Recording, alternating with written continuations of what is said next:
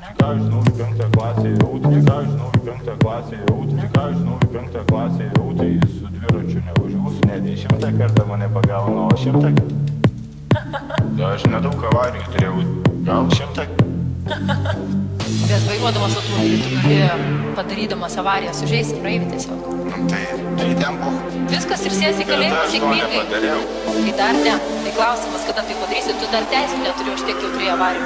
Ar nebijai, kad tave pasakys į kalėjimą? Ai gerai, tik nespan, ai gerai, tik nespan, ai gerai, tik nespan, tik nespan, ai gerai, tik nespan, ai gerai, tik nespan, ai gerai, tik nespan, tik nespan,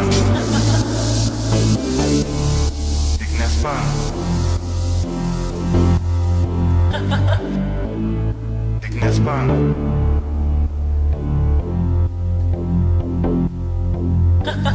O galiu paklausti, ar tu truputėlį nesi apspangęs dabar mūsų studijoje? Aš? O gal?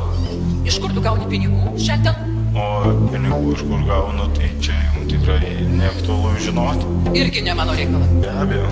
Ramūnai, vienas toksai pastebėjimas po šitos televizijos laidos, tu neabejotinai išgarsėsi. Lazdijose bent jau. Visi tave Lazdijose manau, kad jis jau labai garsus. jau garsus ir toksai yra toks parodos